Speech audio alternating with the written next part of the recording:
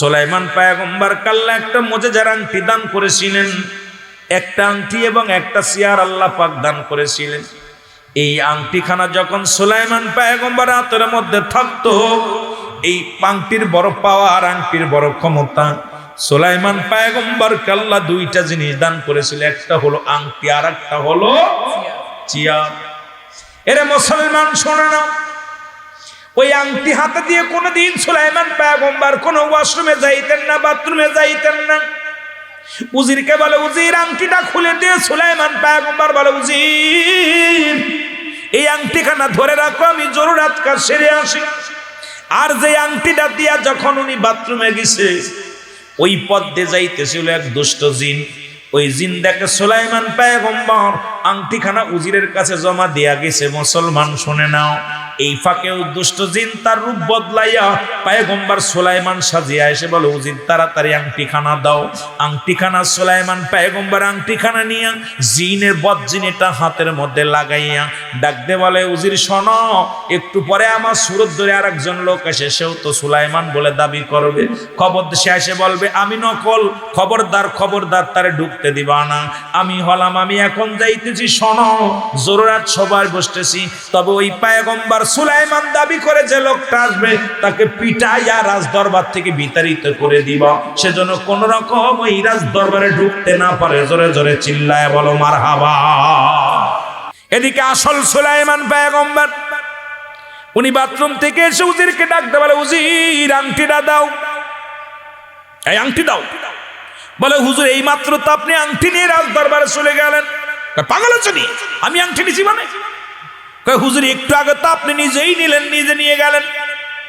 আসল সুলাইমান যায় দেখেন, নকল সুলাইমান পয়গম্বর চেয়ারের মধ্যে বইয়া সবাইকে ভাষণ দিতেছে, সবাইকে সতর্ক বাণী দিতেছে। এ মুসলমান শুনে নাও, দিলের কান্ডা লাগান শুনে নাও। এবার নকল সুলাইমান ডাকতে বলে, ওই দেখো, বলতে না বলতে ওই দেখো সেই নকল সুলাইমান চলে আইছে, ধরো। এমন জনগণে ধরে এমন পিটান পিটাইছে, একদম হালুয়া বাইর করে ফেলেছে। জোরে জোরে চিল্লায় বলা যাবে না আল্লাহু আকবার। এবার নকল সুলাইমান পরিচালনা করে দেশ। আসল সুলাইমান পড়ে আছে রাস্তার কিনারে। ওদিকে জেলে মাছ ধরে আসতেছিল, দেখে রাস্তার কিনারে এক যুবক পড়ে আছে রক্তাক্ত অবস্থায়। জেলে কি করলেন, জেলে যুবকটাকে দেখিয়া দাঁড়াইলেন। দাঁড়াইয়া যুবকটারে দেখে নিঃশ্বাস চলে, ওখান থেকে ওনাকে নিয়ে হাতাশিং করে বাড়িতে নিয়ে গেলেন। বাড়িতে নিয়ে তারে সেবা যত্ন করতে লাগলেন।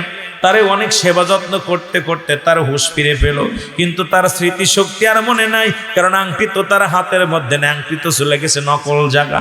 সুলাইমান পয়গম্বর কি করলেন, আসল পয়গম্বর যায় মাছ জালের ঘরে যায়, মুসলমান উঠছে, ওই জালে প্রতিদিন মাছ ধরে। আর যেদিন ওই সুলাইমান পয়গম্বর ওই জালের বাড়িতে গেছে, ওদিন এত পরিমাণ জালে মাছ ধরেছে রে মুসলমান।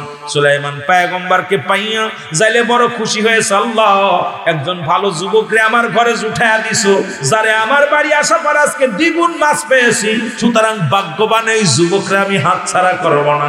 জোরে জোরে চিল্লায় বলা যাবে না মারহাবা।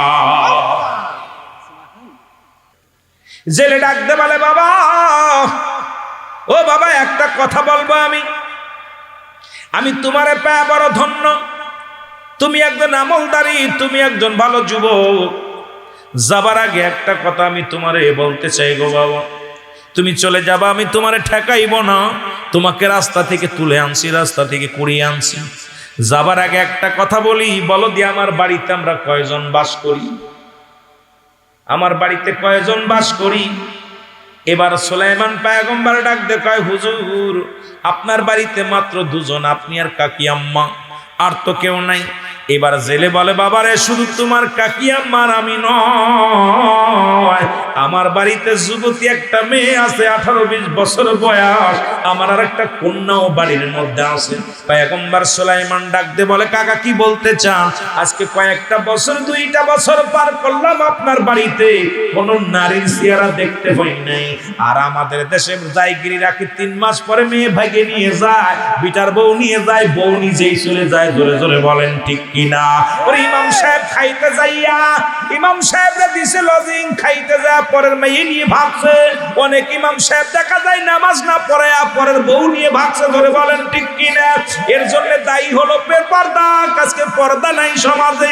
এই জন্য বললাম নামাজও যেমন ফরজ, পর্দাও সেমন ফরজ। আজকে যতই আমি হুজুর ওয়াজ করি, আমার বাড়ির মধ্যেও পর্দা নাই। ওয়াজ করে লাভ কি রে বাবা?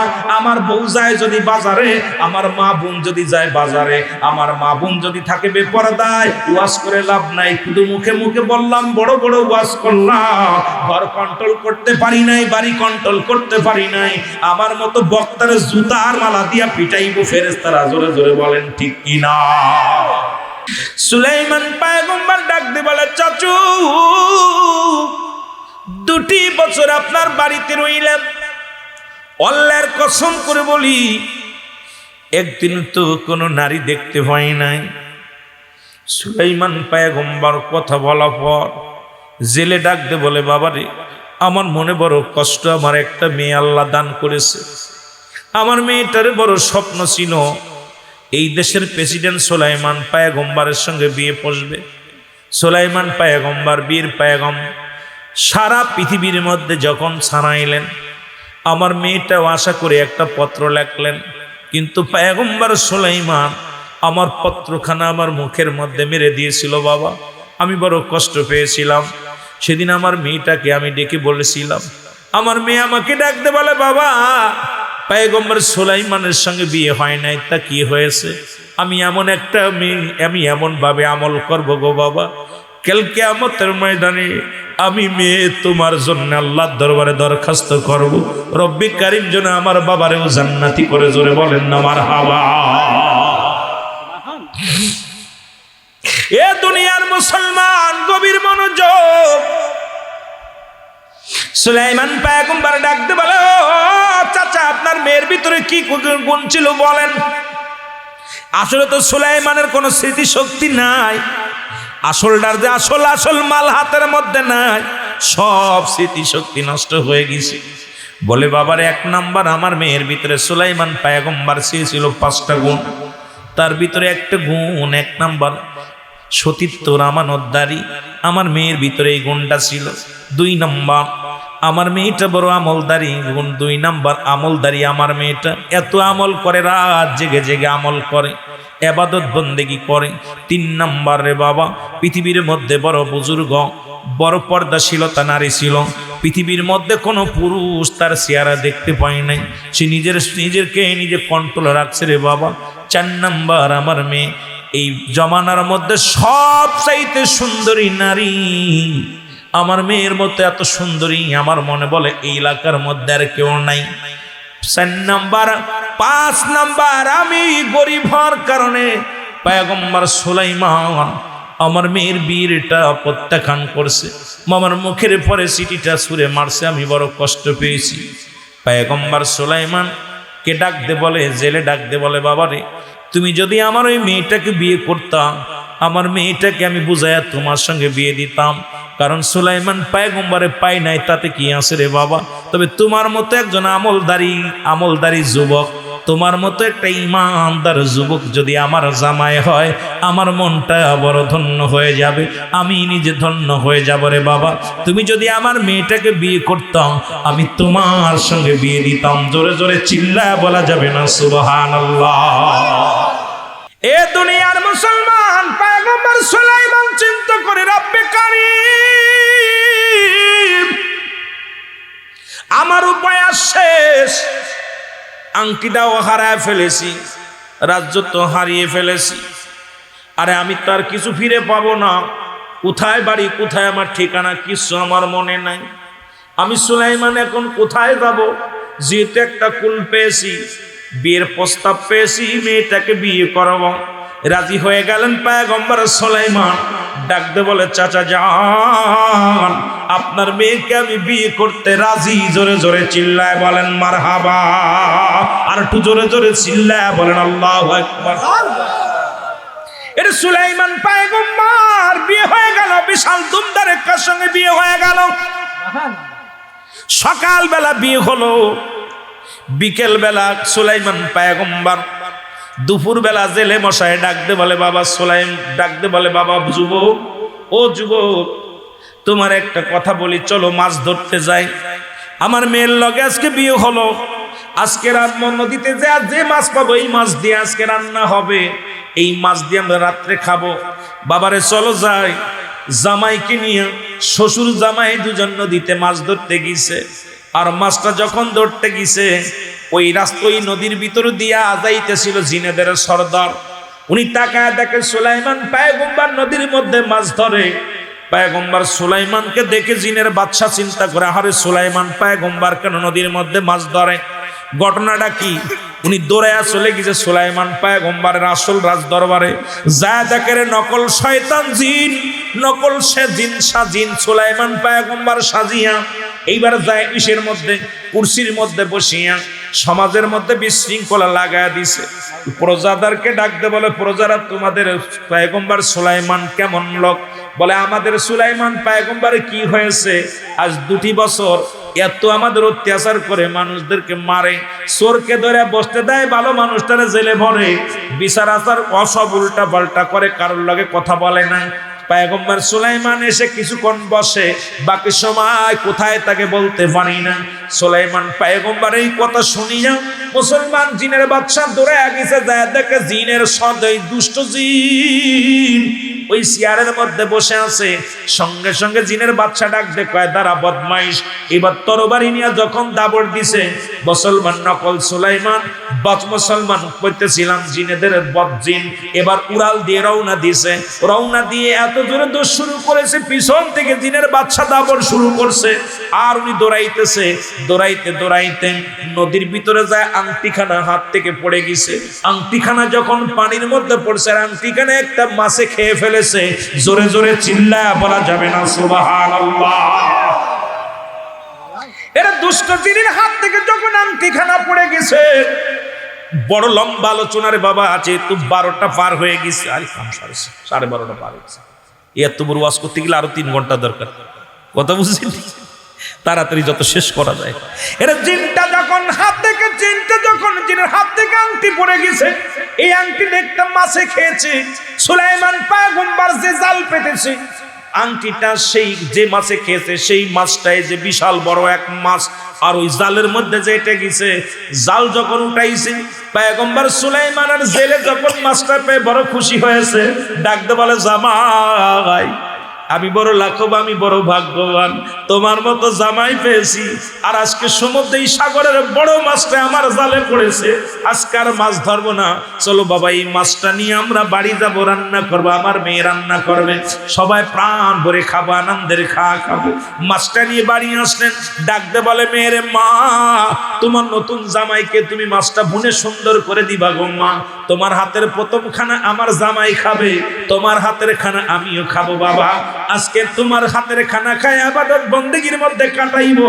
মেয়েটা যখন মাছটা নিয়ে কাটতে গেছে, আর যখন কাটার সঙ্গে সঙ্গে ভিতর থেকে একটা আংটি বাইর হয়ে গেছে, আংটিটা দেখিয়া মেয়েটা হাতের মধ্যে নিয়ে চিন্তা করে, আল্লাহ আমার বাবা তো গরিব মানুষ, আজকে আমার স্বামীর সঙ্গে বাসর হবে, আজকে বাসর রাত্রে এই আংটিখানা আমার স্বামীর আমি উপহার দিব, আমার স্বামী পায়া বড় খুশি হবে।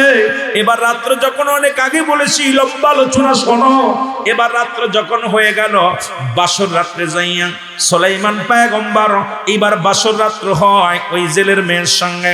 জেলের মেয়েটা ডাকতে বলে, জেলের মেয়েকে ডাকতে বলে, পয়গম্বর সুলাইমান মেরে ও আমার বিবি, তোমার কাছে জানতে চাই দুনিয়ার মধ্যে তুমি কাউকে ভালোবাসতেছিলে, ভালোবাসছো কিনা বলো।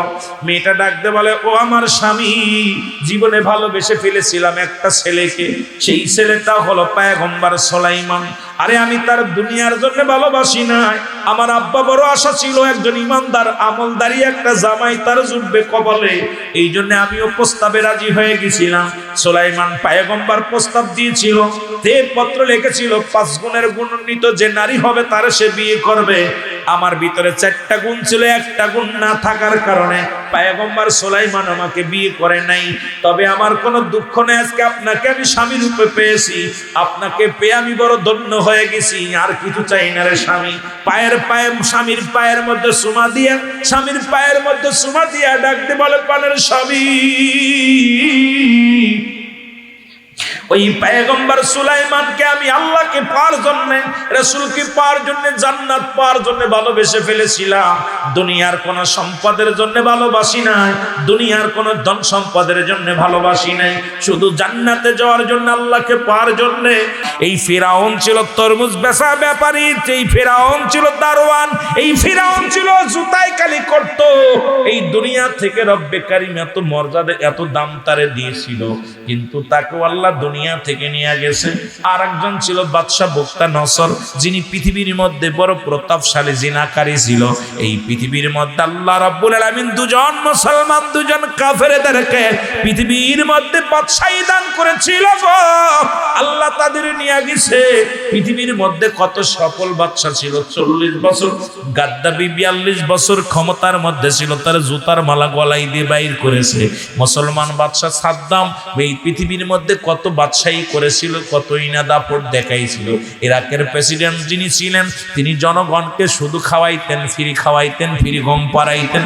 তাকে এই দুনিয়া থেকে লাঞ্ছিত করে দেয়া হয়েছে।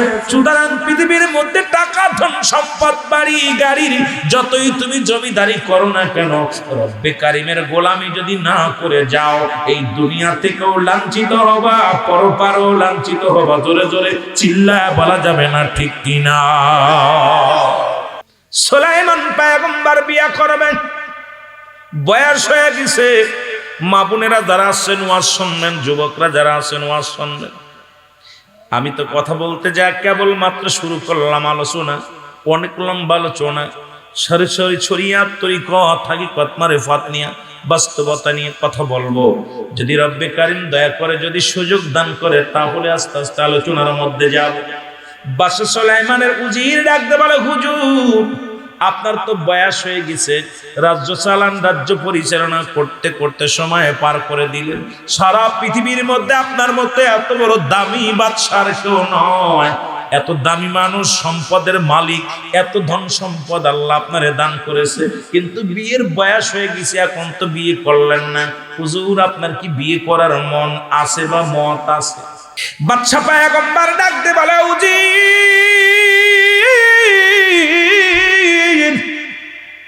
বিয়ে আমি করতে পারি যদি সেই রকম মেয়ে হয়, সেই রকম একটা মেয়ে যদি তুমি আমারে দিতে পারো, আমি বিয়ে করব। উজির বলে, হুজুর বিয়ে করবেন, মেয়েটা কেমন হওয়া লাগবে বলেন? ভাই মেয়েটার 5টা গুণ যদি থাকে, ওই মেয়ের ভিতরে 5টা গুণে গুণান্বিত যদি কোনো মেয়ে আমি পাই, ওই মেয়েটাকে বিয়ে করব, নয়তো বিয়ের সিঁড়িতে বসতাম না। জোরে জোরে চিল্লায়া বলা যাবে না মারহাবা? আর একটু জোরে জোরে চিল্লায়া বলা যাবে না আল্লাহু আকবার? এর যারা যুবক, যুবক শুনে নে, যারা বিয়ে করিস নাই তাড়াতাড়ি আয়, শুনে নে কেমন নারী বিয়ে করবি, কেমন নারীর দরকার, কেমন মেয়ের দরকার। যদি আজকে আলোচনা থেকে এই সুইটা আলোচনা শুনিয়া যদি এমন একটা মেয়ে তোর নসিবে জুইটা যায়, তোর কপাল খুইলা যাবে। যুবক শুনে যাও, 5টা গুণের গুণান্বিত মেয়ে যদি হয়, তারে বিয়ে করব, নয়তো বিয়ে করব না। বাদশা বলা পর উজির বলে, হুজুর 5টা গুণের গুণ কি গুণ? তাড়াতাড়ি বলে। কয় নাম্বার 1 নাম্বার গুণ, এই মেয়েটার সতীত্বর আমানতদারি। পৃথিবীর মধ্যে একমাত্র সতীত্ব বজায় রাখছে, স্বামী ব্যতীত আর তার ইজ্জত কেউ দেখে নাই। ওরে মুসলমান শুনে নাও, 1 নাম্বার হলো আমানতের বাদন, মুসলমান সতীত্বর আমানতদারি। 2 নাম্বার সেই মেয়ে হবে আমলদারি, গুরুত্বপূর্ণ, পৃথিবীর মধ্যে অনেক আমলদারি। 3 নাম্বার হবে বুজুর মুসলমান শুনে নাও, খোদা ভীরু, পৃথিবীর মধ্যে সবচেয়ে খোদা ভীরু থাকবে। 3 নাম্বার সুন্দরী হওয়া লাগবে। যে মুসলমান 4 নাম্বার শুনে নাও, পৃথিবীর মধ্যে মুসলমান শুনে নাও, 4 নাম্বার সে রূপে গুণে 1 নাম্বার হওয়া লাগবে। 5 নাম্বার তার বাবা মায়ের ধন সম্পদের মালিক হওয়া লাগবে। এই 5টা গুণ যদি তার ভিতরে থাকে, আমি বিয়ে করব। নাম্বার 1 গুণ হলো সে আমানতদারি মুসলমান। শুনে নেন, কিসের আমানতদারি? ইজ্জতের আমানতদারি। 2 নাম্বার হলো আমলদারি। 3 নাম্বার হলো মুসলমান সুন্দরী। 4 নাম্বার মুসলমান দুনিয়ার মধ্যে 4 নাম্বার মধ্যে হল পৃথিবীর মধ্যে বললাম খোদা ভীতু ছিল এবং আমলদারি। আর 5 নাম্বার ছিল এই দুনিয়ার মধ্যে সে তার বাবা মা যেই হোক না কেন কিছু সম্পদশালী ব্যক্তি হওয়া লাগবে। জোরে জোরে চিল্লায় বলা যাবে না আল্লাহু আকবার। সুলাইমান পয়গম্বর একটা সপ্তাহ চলে গেছে রে, সপ্তাহ পার হয়ে যায়, এই 5টা গুণের একটা মেয়েও পায় নাই, একটা চিঠিও পড়ে নাই। অথচ পৃথিবীর খলিফা ছিল পয়গম্বর সুলাইমান, কোনো পাত্রী পায় না। উজিরকে ডাক দে বলে, হুজুরে কোনো পাত্রীর সন্ধান পাইছো কিনা? তো হুজুর বেয়াদবি করবেন, সারা পৃথিবী ঘুরা ঘুরা এই 5 গুণের গুণান্বিত একটা মেয়েও আমার কপালে জোটে নাই, একটা মেয়েও তো আপনার প্রস্তাবে রাজি হয় নাই, কোথাও কোনো নারী পায় নাই। আরে পয়গম্বর সুলাইমানকে আল্লাহ যত সুন্দর চেহারা দিয়েছিল, একেতে তামাম পৃথিবীর মধ্যে রাজত্ব আল্লাহ দান করেছিল।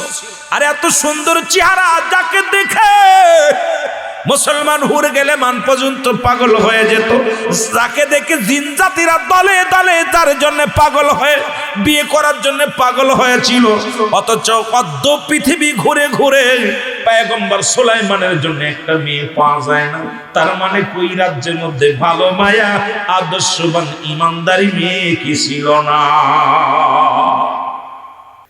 হঠাৎ একটা চিঠি নিয়ে একটা কন্যার বাবা একটা কাগজ নিয়ে হাজির হয়ে গেছে। উজিরকে ডাক দে বলে, উজিরে আমি একটা কাগজ নিয়ে আপনার দ্বারে এসেছি। উজির বলে, কিসের কাগজ?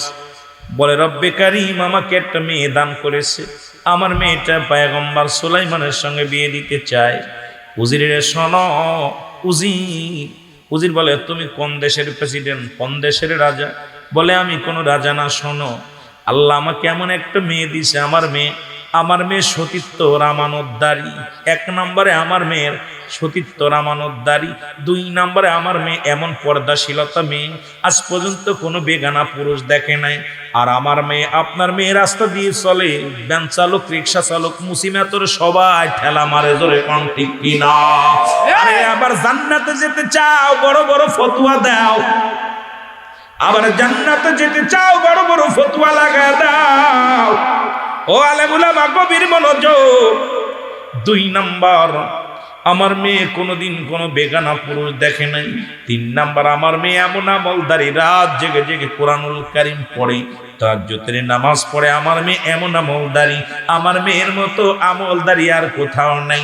3 নাম্বার চলে গেল। 4 নাম্বার, আমার মেয়ে পৃথিবীর মধ্যে এমন একটা মেয়ে, কালীন জামানার মধ্যে আমার মেয়ের মতো এত রূপবতী, আমার মেয়ের মতো এত সুন্দরী এই রাজ্যে আর কেউ নাই। হুজুর, আমি কোনো জমিদার না, কোনো ধনী না, আমি একজন জেলে, আমি মাছ ধরে বিক্রি করি, সুলাইমান পয়গম্বর রাজ্যে বাস করি।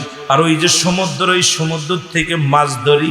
আমার আল্লাহ রব্বুল আলামিন একটা মেয়ে দান করেছে, পয়গম্বর সুলাইমান বিয়ে করবে। ঘটনা যখন শুনেছি, আমার মেয়েটা ডাকতে বলেছে, বাবা গো, পয়গম্বর সুলাইমান যদি আমার স্বামী হয়,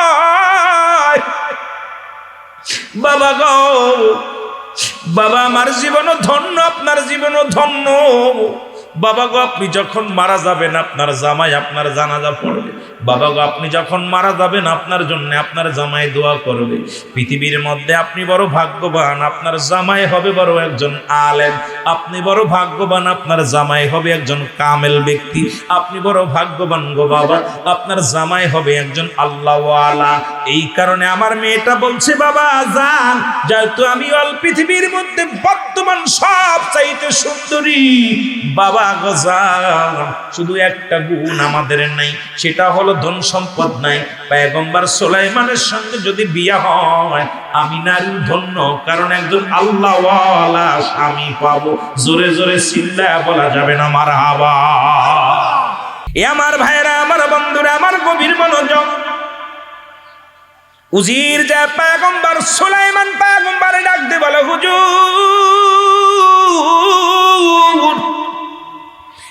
একখানা পত্র পেয়েছি, চিঠি পেয়েছি, পয়গম্বর সুলাইমান বলে তাড়াতাড়ি দাও, তাড়াতাড়ি দেওয়ার গুণাগুণ আছে। বলে হুজুর এই কন্যার ভিতরে 4টা গুণ আছে, একটা গুণ নাই। বলে কি গুণ নাই? বলে 1 নাম্বার গুণ সে আমানতদারি, সতীত্বর আমানতদারি, ঠিক আছে। 2 নাম্বার সে এত পর্দাশীলতা, দুনিয়ার কোনো পুরুষ তারে দেখে নাই। 3 নাম্বার সে এত আমলদারি, এত বুজুর্গ, তার মতো এত আমলদারি মেয়ে আর এই জগতের মধ্যে পাওয়া যায় না। 3 নাম্বার 4 নাম্বার এত রূপবতী, এত সুন্দর চেহারা এই জামানার মধ্যে পাওয়া বড় দুরুষ্কর। ওই 4 নাম্বার গেল, 5 নাম্বারটা বলো। বলে হুজুর 5 নাম্বারটা কেমনে বলবো? কারণ আপনি যিনি, আপনার যিনি শ্বশুর হবে গো, তিনি হলো একজন জেলে, মাছ ধরে, নদী থেকে মাছ ধরে জীবিকা অর্জন করে। ওই জেলের মেয়ের সঙ্গে আপনার বিয়ে হবে। জোরে জোরে চিল্লায় বলা যাবে না আল্লাহু আকবার। আমার ভাইরা, আমার বন্ধুরা, আমার সুলাইমান পয়গম্বর চিঠিখানা হাতের মধ্যে নিয়ে উজিরকে একটা ধমক দেয়া বলে, উজির আমি হলাম দেশের প্রেসিডেন্ট, আমি হলাম সুলাইমান পয়গম্বর, অদ্য পৃথিবীর খলিফা। তুমি কি করে ভাবলে একজন জেলের মেয়ের সঙ্গে আমার বিবাহ হবে? চিঠিখানা হাতের ভিতর থেকে নিয়ে টান মেরে সুরে মারলেন। আর চিঠি পড়বে পড়বে যাইয়া কন্যার বাবার মুখে যায় লাগছে। চিঠিখানা লইয়া রে জাইলে চোখের পানি ছেড়ে কান্দার বলে, রব্বে কারীম আমি কি অপরাধ করেছি? আমার মেয়ে তো 3টা 4টা আমানতদারি, 4টা জিনিস। আমার মেয়ের ভিতরে 4টা গুণ আছে আল্লাহ। একটা গুণ তুমি আমারে গরিব বানাইছো, তুমি তো আমারে ধনী বানাও নাই, এর জন্য কি আমি অপরাধী? আল্লাহ বড় আশা করে এসেছিলাম সুলাইমান পয়গম্বর আমার জামাই হবে, পয়গম্বর সুলাইমান আমার জামাই হবে, আমার জানাজা পড়বে, আমার দোয়া করবে, আমার জন্য দোয়া করবে। আর এই পৃথিবীর মধ্যে আমি একজন আল্লাহওয়ালা জামাই পাবো। আমার মাওলা সুলাইমান পয়গম্বর আমার সেই চিঠি চুকে আমার সুরে মারছে মুখের মধ্যে, রব্বি কারীম এই কথাটা আমি আমার মেয়ের কাছে কেমনে জানাইবো? আমার মেয়ে যখন শুনতে পারবে বড় কষ্ট পাবে। রব্বে কারীম গো, তুমি আমারে ধৈর্য ধরার তৌফিক দান করে দাও। জোরে জোরে চিল্লায় বলা যাবে না সুবহানাল্লাহ। মেয়েটা ডাক দিয়ে বলে, বাবা আমি রব্বে কারীমের দরবারে শুকরিয়া আদায় করি। ও আমার আব্বা জান, যে রব্বে কারীম আমারে গরিব বানাইছে, রব্বে কারীম এই দুনিয়ার মধ্যে আমার সুস্থ রাখছে। বাবা বিয়ে আমি করব না, আপনি টেনশন করেন না। রব্বে কারীম আমি শুধু আপনার কথা আপনি যখন বলেছিলেন আমি একজন আমলদারি, আমি একজন ইমানদার জামাই চাই, এই জন্য আমি রাজি হয়েছিলাম গো বাবা। বাবা গো আপনি কষ্ট পেন না, বিয়ে হয় নাই তাতে কি আসে যায় গো বাবা, আমিও জীবনে কোনোদিন বিয়ে করব না। বাবা গো আপনি চোখের পানিগুলো মুছে ফেলেন গো বাবা। মেয়ে ডাক দিয়ে বলার পর বাবাই ডাক দিয়ে বলে, মারে 1 নাম্বার গুণ পৃথিবীর মধ্যে তুমি এমন একজন আমানতদারি, সতীত্বর আমানতদারি মা। 2 নাম্বারে তুমি আমলদারি, 3 নাম্বারে তুমি পৃথিবীর মধ্যে পর্দাশীলতা নারী, 4 নাম্বার তুমি পৃথিবীর মধ্যে বড় সুন্দরী নারী, 4 নাম্বার আমি বড় গরিব হওয়ার কারণে তোমার বিয়েটা হলো না রে মা, এর জন্য দায়িত্ব আমি।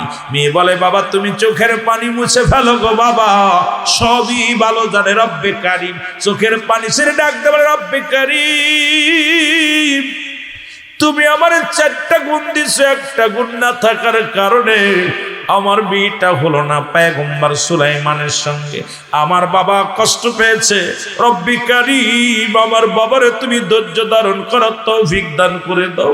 আল্লাহ আমার বাবা তো দুনিয়ার কোনো পাগল নয়, আমার বাবা তো জান্নাতের পাগল, আমার বাবা তো দুনিয়ার কোনো পাগল নয়, আমার বাবা তো আল্লাহ তোমার পাগল।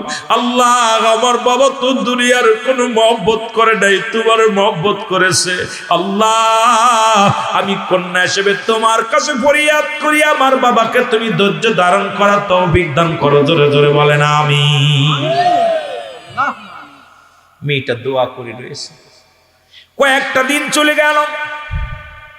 সুলাইমান পয়গম্বর, ও মুসলমান শোনো, পয়গম্বর সুলাইমান হঠাৎ জরুরি সভা ডাকলেন। ডাকাপার যখন সবাই হাজির লোকজন যখন রাজসভায় বসলেন, সুলাইমান পয়গম্বরের জরুরাত চাপলেন, পায়খানা বা প্রস্রাব চাপলেন। আর এ ভাইরা আমার, বন্ধুরা আমার, যেহেতু মানুষের মৃত্যু হয় দুইটা টাইমে, হয় মৃত্যু হয় দিনের বেলা, না হয় রাতের বেলা। দিন শুরু করেছি মৃত্যু বরণ করি নাই, রাত শুরু করেছি মৃত্যু বরণ করি নাই। আমি আপনাদেরকে একটা সুযোগ আমরা পেয়ে গেছি, যেহেতু কিয়ামত পর্যন্ত আর কোন নবী আসবে না, কিয়ামত পর্যন্ত নবীদের দরজা বন্ধ, কিয়ামত পর্যন্ত তওবার দরজা খোলা। সবাই তওবা করেন, আস্তাগফিরুল্লাহ রব্বি মিন কুল্লি যামবিন আতুবু ইলাইহি লা হাওলা ওয়ালা কুওয়াতা ইল্লা বিল্লাহিল আলিয়্যিল আযীম। লা ইলাহা ইল্লাল্লাহু মুহাম্মাদুর রাসূলুল্লাহ। আশহাদু আল্লা ইলাহা ইল্লাল্লাহু ওয়াহদাহু লা শারীকা লাহু। আশহাদু আন্না মুহাম্মাদান আবদুহু ওয়া রাসূলুহু। মাওলানা মুহাম্মাদ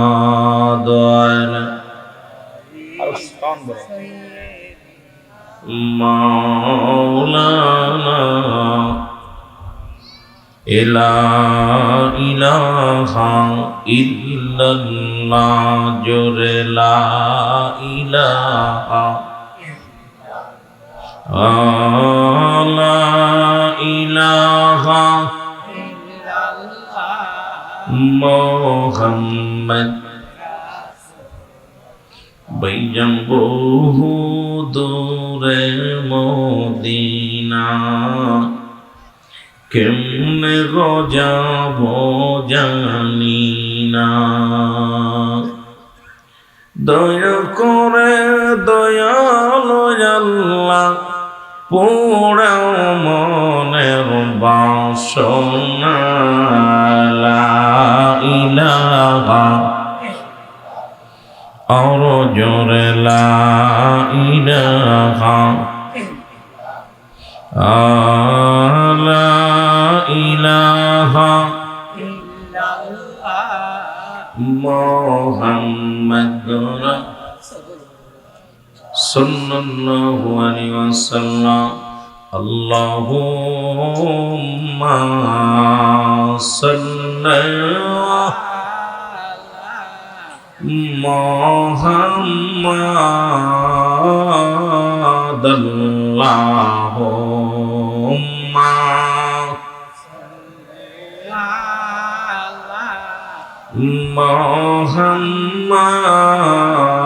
মুহাম্মাদ আলাইহি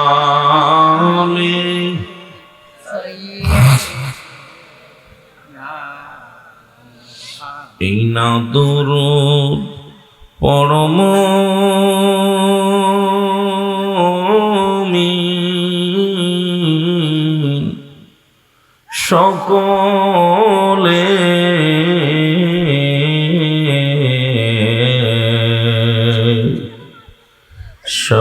শফায়াত করিবেন নবী হাসরে। আল্লাহুম্মা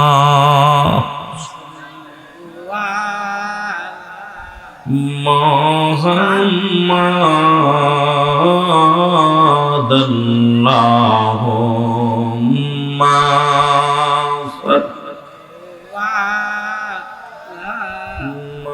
মুহাম্মাদ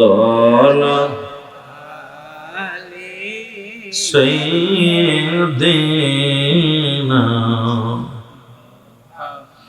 শফায়াতের তরি নবী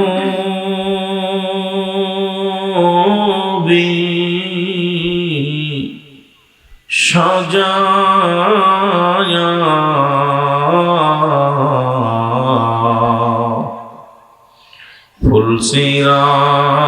ফুলসিরাতের ঘাটে গোরাখছেন সাজায়া আল্লাহ ও মা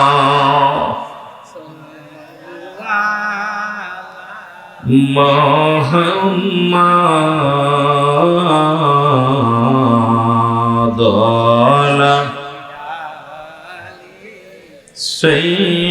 سيدنا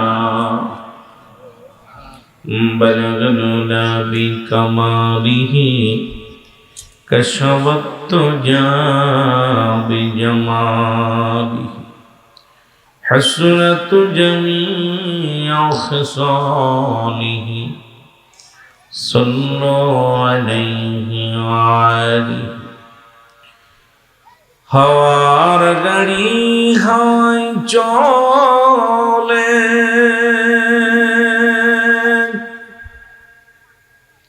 তেলের গাড়ি তেলে চলে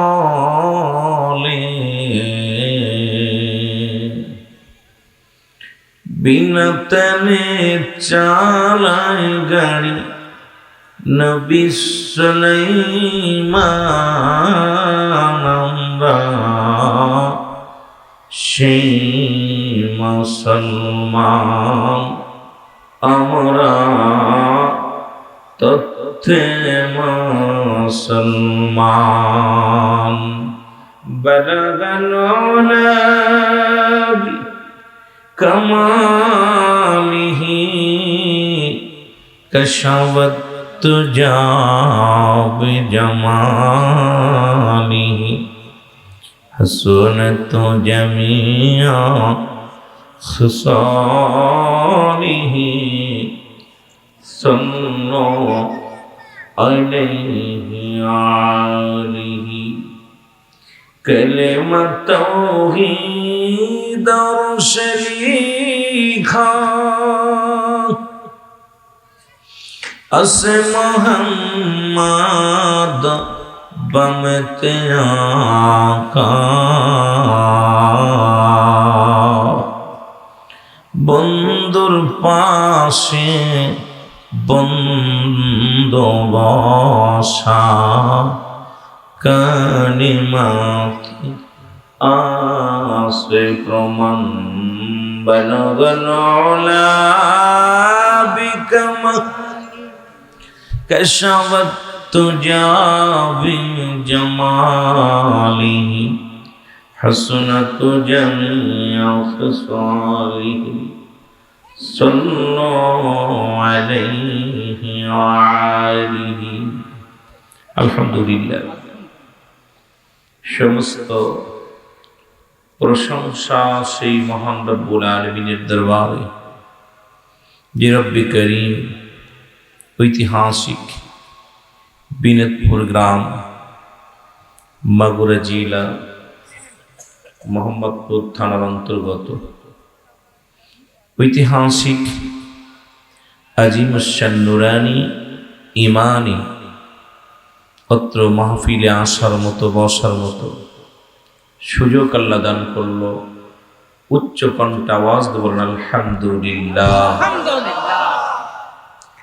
আজকের এই মাহফিল থেকে সালাম ও কদম মুছি জানাই কুল কায়নাতের নবী নবীদের নবী রাহমাতাল লিল আলামিনের পুত পবিত্র কদম মোবারক সালাম ও কদম মুছি জানাই জামানার মহাকামের আখিরি মুজাদ্দিদ বিশ্বলি খাজা বিশ্বলি ফরিদপুর কুদ্দুস সাহেবের পুত পবিত্র কদম মোবারক সালাম জানাই। মাগুরা জেলার মধ্যে অসংখ্য আল্লাহর ওলি শুয়ে আছেন। এই মোহাম্মদপুর থানার অধীনে তৈয়ব আলী পীর সাহেব যিনি আমার মামা হন উনিও শুয়ে আছেন চৌবাড়িয়ার জমিনে, আলুকদিয়ার জমিনে মরহুম সাদিকুর রহমান সাহেব সহ অত্র মাগুরা জেলার মধ্যে অসংখ্য আল্লাহর ওলিরা শুয়ে আছেন। প্রত্যেকের ভূত পবিত্র কদম মোবারকে সালাম। সালাম জানাজকের মাহফিলের সম্মানিত সভাপতি সাহেব দিগার উলামা ইকরাম, মসজিদের ইমাম সাহেব, মুসল্লিগণ, সামনের ভূমিষ্ঠ শেখান জাকির আমদান প্রাণ মুসলমান ভাই বন্ধুগণ, পর্দারের মা বোনেরা, খাস করে যিনি আলোচনা করে গেলেন এই মানুষটা, আমি উস্তাদ বললে ভুল হবে না, যাদের হাত ধরে আমি আলোচনার ময়দানে এসেছি। এই মশিউর রহমান রাখালি সাহেব আমাকে অনেক ভালোবাসতেন। ছোট্টবেলায় দরবার শরীফে পুরো কাঁধে করে নিয়ে ঘোরাইতেন। দরবার শরীফে উনি আমাকে কোলে করে কাঁধে করে ঘোরায় ঘোরায় দেখাইতেন। প্রায় সময় বয়সী হয়ে গেছি, মনে পড়ে কিছুদিন আগেও ওনার কাঁধে চড়েছি। এখন বয়স প্রায় কখন চলে যায় কবরে, কারণ আল্লাহ রাব্বুল আমিন তো কোরআনুল কারীমের মধ্যে ঘোষণা করেন, কুল্লু নাফসিন যায়িকাতুল মাউত, প্রতিটা প্রাণীর মৃত্যুর স্বাদ গ্রহণ করতে হবে। আমার হয় আজকে হবে, না হয় কাল হবে। আপনারা যারা বসেছেন, হয় পশু নাই তসু, মৃত্যুর পেয়ালা পান করতে হবে, এর মধ্যে কোনো সন্দেহ নাই। জোরে বলেন ঠিক কিনা? আমি আপনাদের সন্তান। আমার বাড়ি মাগুরায়, পাইকেল গ্রাম, বগি ইউনিয়ন, পাইকেল গ্রাম, নানা বাড়ি চৌবাড়িয়া। সুতরাং একই জেলার ভিতরে বাড়ি, একই জেলার ভিতরে নানার বাড়ি, সব মিলে রব্বি কারিম সুন্দর পরিবেশ, রাজু ভাইয়ের বাড়ির আঙ্গিনায় আপনাকে আমাকে আসার মতো, বসার মতো সুযোগ দান করলো। রব্বি কারিমের দরবারে অসংখ্য শুকরিয়া আদায় করি। আরেকবার বলি আলহামদুলিল্লাহ। আসলে ভাই আমি এত বড় আলেম না, এত বড় জান্নেওয়ালা না, তবে সবচেয়ে বড় পা আমি আপনাদের ভাই, আমি আপনাদের আপনজন। তিনটা জিনিস কাজে লাগবে। নাম্বার 1 নেক আমল, নাম্বার 2 সদকায়ে জারিয়া, নাম্বার 3 নেককার সন্তান। আমি আপনাদের সন্তান, আমি আপনাদের ভাই। আমি ভাড়াটে মৌলবী না, ভাড়ায় যাই সারা বাংলাদেশ, বহির্বিশ্বে রব্বে কারিম অনেকবার নিয়েছেন। বাংলাদেশের প্রত্যন্ত অঞ্চলে গুনাহগার যায়, কিন্তু মাগুরার জমিনটা সম্পূর্ণ ব্যতিক্রম। আমি আপনাদের সন্তান, আমি আপনাদের ভাই, আমি আপনাদের বন্ধু, আমি আপনাদের ভাড়াটে মৌলবী না। এই জন্যে অনেকে আপনার আলোচনা শুনতে আসেন নাই, যারা এসেছেন আলহামদুলিল্লাহ। কারণ সবাই চিন্তা করে আমাদের রুহুল আমিন, রুহুল আমিন। আসলে যদিও আপনাদের রুহুল আমিন, অনেক সময় 6 মাস 1 বছরের ভিতর বাড়িতে আসতে পারি না, বাড়ির চেহারা দেখতে পারি না। যদি এসি, এই চট্টগ্রাম সফর শেষ করে এসেছি আপনাদের মাঝে।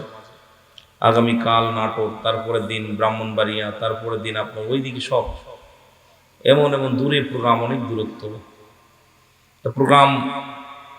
এটা আমার ফকর নয়, আমার অহংকার না, আপনাদের দোয়া। যেই দোয়া ছিল বিলে দেশ বিদেশের ভাত এই গোলামে খেয়েছেন, দেশ বিদেশের আবহাওয়া এই গোলামের নসিবে জুটেছে। আপনাদের দোয়া, আপনাদের ভালোবাসা ছিল বিলে। সকলে বলুন আমিন। আমিন। যারা শুয়ে আছে উঠাই দেন, বাড়ি চলে যাক, দরকার নাই। উঠাই দেন, দূরে বাড়ি চলে যাক। যাও আব্বা, বাড়ি চলে যাও, বাড়ি যে ঘুমায় আসো একটু। ও মন ঘুমায় না রে,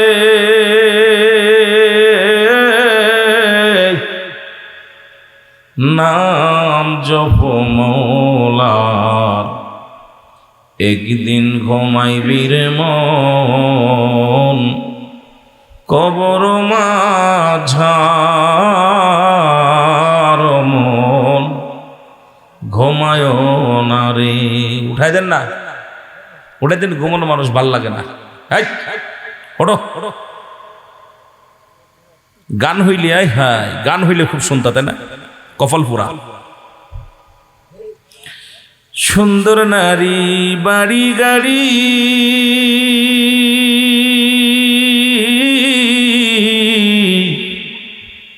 সপাইয়া খোদারে বললি, কোন দিন যেন এসে যাবে কবরের ডাকমন, ঘুমায় না রে অমন, ঘুমায় না রে, নাম জপ মৌলা, একদিন ঘুমাইবি রে মন, কবর মাঝার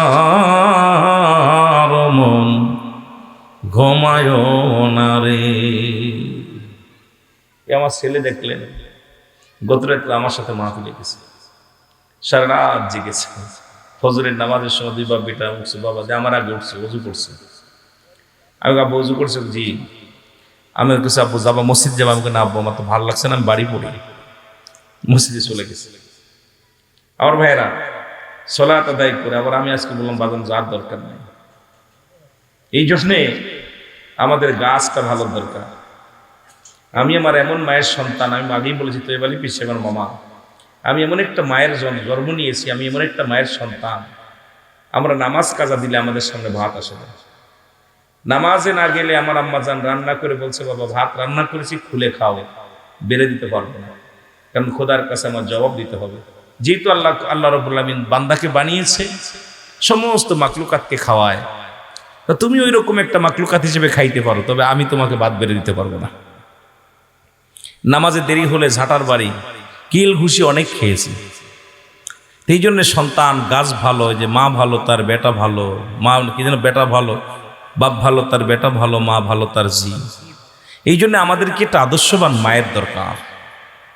এই জন্য আদর্শ মা, ফল মাঝে মাঝে ওটা মাঝে মাঝে পোকাও হয়, খালি ভালো হয় না, বালা গাছ একটা পোকা টোকা হয়, সব বালা না। সমাজ খারাপ, জাতি খারাপ, কপাল খারাপ, জোরে বলেন ঠিক কিনা, সব শেষ।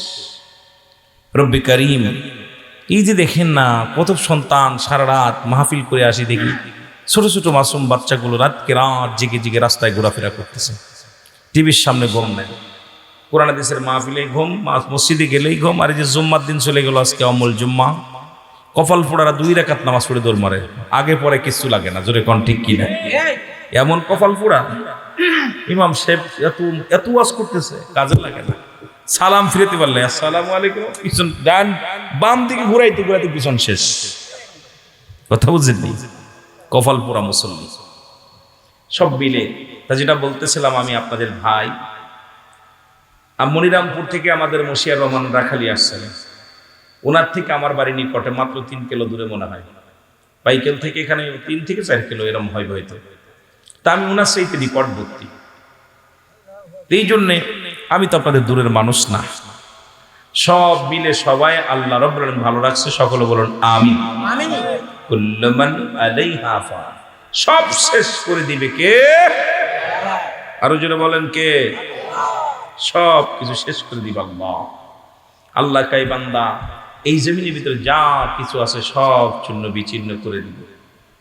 আর এই যে উঠাউঠি করছে মুরব্বী, এটা কথা আমার মনে পড়ে গেল, কমনি কথা বলেন, বলবো? মানুষকে 4টা রং দিয়ে সৃষ্টি, আগুন, পানি, মাটি, বাতাস। কয়টা মশলা? জোরে বলেন কয়টা? 1 নাম্বার কি? আগুন, পানি, মাটি, বাতাস। জোরে বলেন না, কি কি?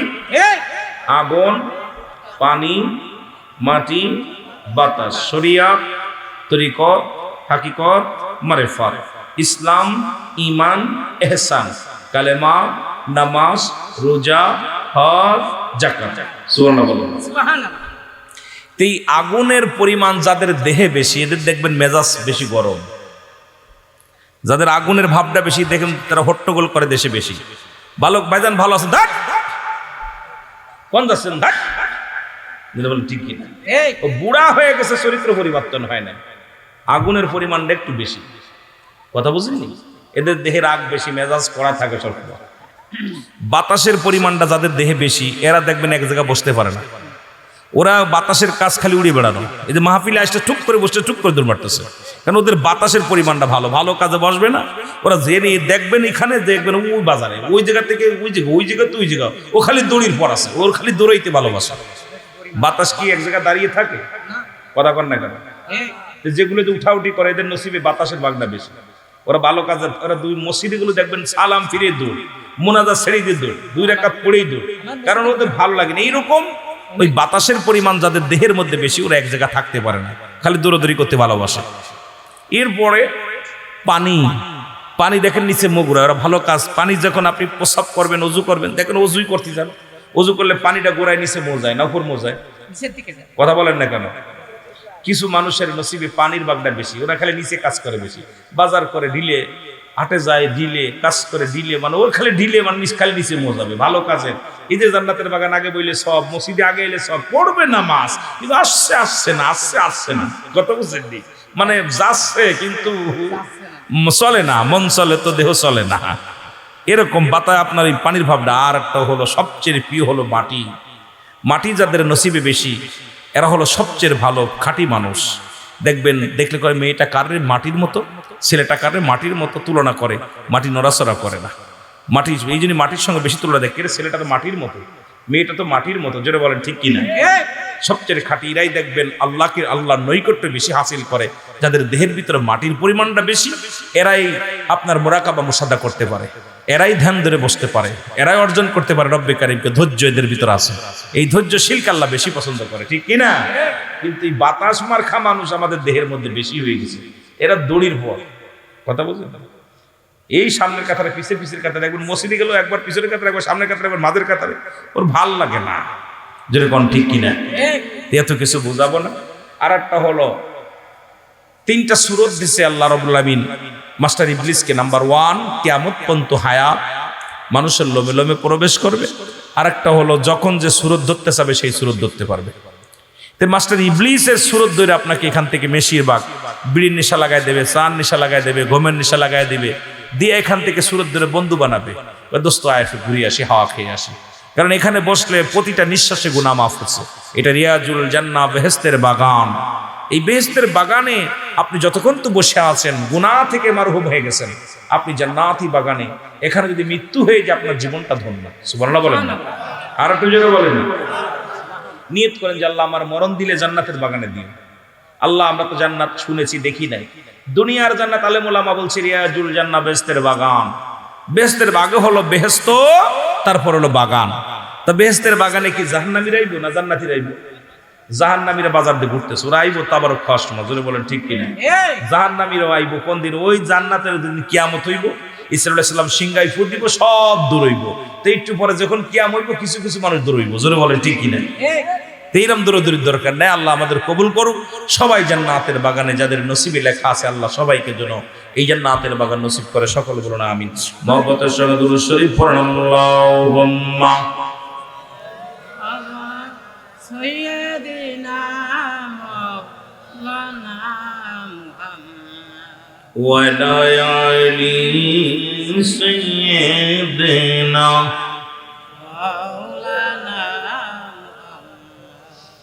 এ দরদি বন্ধুরা, আমার দিলের কান্ডা লাগায় শোনো।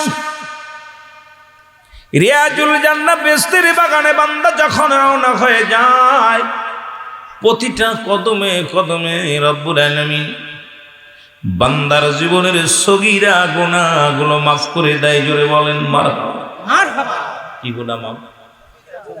যারা বাড়ি থেকে নিয়ত করে শুধু আসছেন, এরা জুবাইর মাহফিলে যাবে।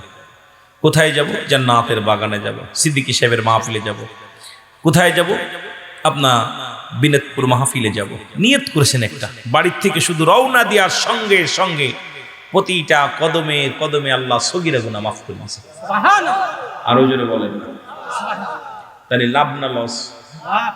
গানের দলে গেলে, গান শুনতে গেলে, বাজনা শুনতে গেলে, বাজার করতে গেলে এরকম সব হইব? শুধু নিয়ত করে বাইরে হয়েছে যে আল্লাহ আমি অমুক মাহফিলে যাব। আমার ভাইরা, আমার বন্ধুরা, আমার গভীর মনোযোগ। বেগানা নারীর চেহারা দেখা হারাম, বেগানা পুরুষের চেহারা দেখা হারাম, নামাজ ছেড়ে দেয়া কবিরা গুনাহ হারাম, মিথ্যা বলা মহাপাপ, মুসলমান শুনে নেন হারাম। এত গুনাহ করেছেন, গুনাহগুলো মাফের দরকার আছে কিনা? গুনাহ কি মাফ করাইতে চান? আওয়াজ মনে হয় সব গুনাহ নিয়ে কবরে যাচ্ছেন, যেতে চাননি? মাফ করাই নিতে চান না? যেটা বলেন মাফ করাই নিতে চান না? হে রব্বি করিম, আমাদেরকে মাফ করে দিও। গুনাহগুলো যদি মাফ করাইতে চাও, আল্লামা কুতুবী রাহমাতুল্লাহ বয়ান করে, দুনিয়ার মানুষ শোনো, পৃথিবীর মধ্যে যদি কোথাও জান্নাতের বাগান শুনতে পাও, জান্নাতের বাগান শুনতে পাও, ওই বাগানটা আঁকড়ে ধরবা। আঁকড়ে ধরিয়া কবরের ভয়, জাহান্নামের ভয়, জীবনের শেষ চিন্তা করিয়া যদি কোনো ব্যক্তি খাস তওবা করে আল্লাহ বলে ডাক দেয়, আমার রব্বে কারীম জীবনের সব গুনাহগুলো চিরতরে মাফ করে দিবে। জোরে বলেন মারহাবা। গুনাহ মাফ। আল্লামা কুতুবী রাহমাতুল্লাহ বয়ান করে, গুনাহ মাফের একটা জায়গা আছে, সেই জায়গাটা হলো রিয়াজুল জান্নাহ, বেহেশতের বাগানেই যে বসে গেছেন, এখান থেকে তওবা করবেন যে আল্লাহ কত পাপ করেছি রব্বে কারীম, তো জানি না যে কোনো মুহূর্তে মারা যেতে পারি। কত মানুষ রাত্রে শুয়ে আছে আর সকালে উঠে নাই, ছেলে ডাকতেছে, বিবি ডাকতেছে, আর ঘুম ভাঙ্গে নাই। অমন ঘুমায় না রে, নাম জপ মৌনার, একদিন ঘুমাইবি রে মন, কবর মাঝার মন ঘুমায় না রে। যেদিন তোমার কেউ না রবে,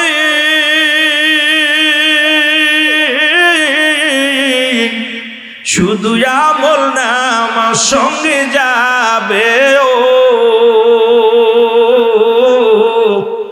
সময় থাকতে খোদা চেনো, তুমি সময় থাকতে খোদা চেনো, করোনায় অবহেলা অমন ঘুমায় না রে, অমন ঘুমায় না আরে,